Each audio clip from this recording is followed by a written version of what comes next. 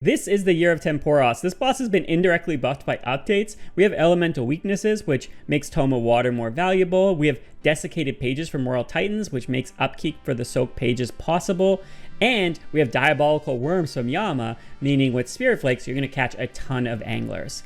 I found myself trying to find the most efficient method for getting max permits, and whether it's the wiki or the YouTube, there's nothing really out there. There were only 2 videos that were really good for Tempoross guides, and both of them had only about 1,000 views each. A lot of the solo methods online advertise something like 10 to 13 points per game. This method is going to net you something like 19 to 21 points per game, which is a huge increase, and the games are only a couple minutes longer. Overall, I think you could push something like close to 100 permits per hour. There is one downside with this method, in my opinion, and that is that it is actually kind of difficult to learn and do effectively, and very little room for error. The amount of times while learning this that I went over a fire and completely destroyed my entire run was borderline infuriating.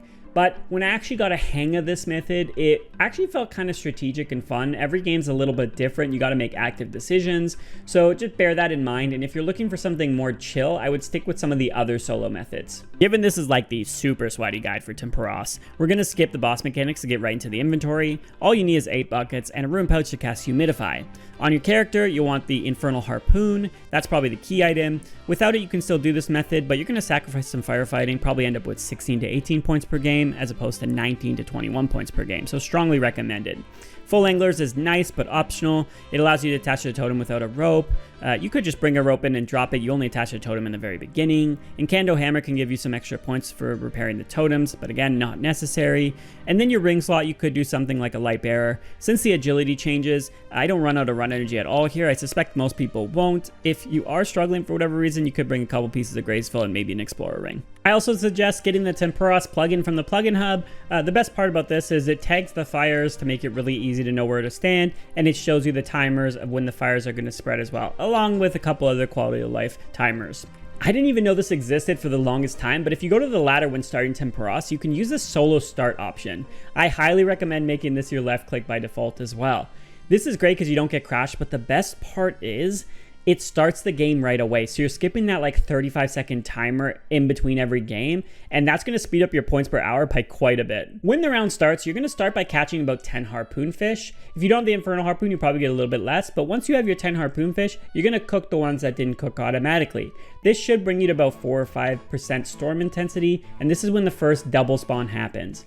You're going to go to the double spawn and fill up your inventory, which brings you to 19 harpoon fish, and you're going to start cooking them. Likely when you're cooking them, the wave is going to happen at about 15%. Something to keep in mind here though, when the wave starts, you should be able to cook 2, even 3 harpoon fish without having to attach yourself to the totem. Just make sure you time it right, of course. Now, there is a chance that you pop off with the double spawn and the cooking and whatnot, and you end up being able to run to the boat and attach yourself to the boat instead. This is obviously really good for timing, but one thing I will caution here is to not put your harpoon fish into the cannon too early. You'll want the fires to happen. Now, if you didn't know, Tempoross, when he's at 10% or lower energy, he can't do any specials. So if you have a crazy RNG run and you dump those in too quickly, he's not going to cast any fires and the whole run is kind of destroyed. You might as well forfeit. You could stand in the safe spot here so you don't take any fire damage guaranteed, and you're going to load 17 of them. You're going to keep 2 in your inventory. Once you do this, you're going to go back and you're going to start fishing for 19 again. Now, on the way down, you'll have to take out one of the fires, but generally speaking, you don't want to take out any fires at this point. You just want to start fishing. This even means that if a double spawn happens, you likely want to ignore it if a fire is covering it because you want the fires to spread. So just use a single spawn and start filling up your inventory. A lot of guides here will say to take out the fires on your side of the island to make it easy, so that makes sense, but we actually want the fires to spread. So the way the fires work is every single fire can spawn, as long as there's room, 2 additional fires, and then those 2 can do 2, and it kind of multiplies from there. So you really want the whole place to be covered. Now, there's going to be a few fires you might have to take out, like maybe while you're cooking or something like that. That's not a problem. But try to keep the new fires alive, because those are the ones that are going to continuously spawn new ones on top of that. Once you've gotten close to cooking your 19 fish, I would suggest taking out a few fires, but leaving a few to the north and leaving 1-ish to the south as well so that they can multiply further. Then you go up to your boat, take out the fires there. But again, try to keep at least one fire alive there. Likely the one closer to the entrance of the island is going to be a newer fire, so you'll want to keep that one while taking out the other ones. Ideally though, you know exactly which one it is, so if something just spreads, keep an eye on the ones that are the new fires and don't take those ones out. So once you load your 19 fish, you're going to go down and you can start damaging Tempoross. Hopefully at this point you've done some damage to Tempoross. If you've gotten about 66%, you don't have to worry about damaging him again. If you hadn't, you'll damage him in the next phase.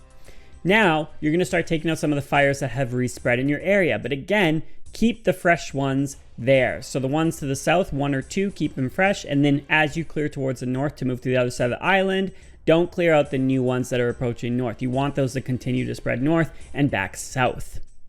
Now, we're going to move to the other side of the island. Same principle here. When you first get there, the first fires you see are likely the new fires. You're not going to take those out. You're going to take out the ones behind them and you work your way towards the fishing spots. In the fishing spots, you can take out all those fires, no problem, because those are old fires. They're not going to spread anymore, so that's good. That makes fishing really, really easy. At some point, if a double spawn happens, if it's really early into taking out the fires, ignore it. But if you've already taken out a good chunk of them, you could start dropping a few buckets and filling up your inventory. Again, you're going to need 19 fish. So now that you've cleared out the fires, you're going to notice that those fires that you left to the north side of the new side of the island, they're going to start spreading more north and they're going to start spreading back south. Luckily, you have a ton of time here. Like, they're not going to spread and fill up the whole area again while you're fishing. But this is, again, just showing that this method is all about letting those fires multiply. So you're going to cook your 19 fish and work your way up to the boat. Take out the fires there. You don't have to worry about keeping any fires on the boat alive because you're never going to come back to this boat again. And you're going to dump 19 fish into the cannons. Tempoross is going to go down a second time, but he didn't hear no bell, so he's going to come back up. But here you're going to decide how much damage you want to do. If he's already at 66%, you're feeling good, you don't have to damage him at all. If you need to get him to 66%, go ahead and damage him. Here you can also decide if you want to go further than 66% or not while you're there, just to make the last phase a little bit easier. That's a personal preference. You don't need to, but you could get him like to 25% or lower if you decide to. Whatever choice you make, get a full inventory of buckets once again, and you're going to start spamming your humidify. Just a couple things with humidify though. While you're moving is a good time to cast it, like moving a far distance, because it allows you to move and, you know, not stall your character. And then secondly, I try to save my humidify when I'm pretty much out of buckets. Because it's such a stall at times, you want to save it to only use once in a while so you're taking out the most fires. On the subject of taking out fires, I highly recommend that you set your character to move to areas where you can take out 2 or 3 fires at one time. This is just going to make this whole experience and timing a lot better. This takes practice in my opinion, but eventually you're going to start going to the corners that allow you to take out 2 or 3 fires. So, in terms of taking out the fires now, what I like to do is go around the south side and take out the fires there. I don't take out the north side of this island because the fires can continue to spread south, which you'll get an extra like 5 fires or so. Once you've kind of circled around, you're going to go back south, take out those fires completely or pretty much most of them. If some fires are out of the way, I wouldn't really go for them because they could, you know, ruin up your timing. And now you're going to take out all the fires you can in the middle of the island before moving back to your original island. And now your original island is once again completely covered. So this is amazing for points. This is where you're getting the most of your points here. You're going to take out all the fires you can here, but keep an eye on the percentage of Tempoross. I try to take out as many fires as possible, but I tend not to get every single one of them because I'm running out of time. At about, 70-ish%, you'll want to make sure that you drop a few buckets and you catch a couple more fish. Ideally, you're going to catch and cook 3 fish, but really you only need 1 fish to get this done. The extra 2 fish are from some points. Once Tempoross gets to, 90-ish%, you want to make sure you get up to the boat and dump your fish in. Basically, at any point, as long as you're getting fish into the cannon at 97%, you should be good and you won't end up completely failing the run. So now that you've gotten Tempoross down a 3rd time, it's time to finish him off. If he's at 66%, you'll want to make sure you get down there as quick as possible and start fishing him. You don't want to lose the round right at the end. I've done this several times, just trying to take out a few extra fires.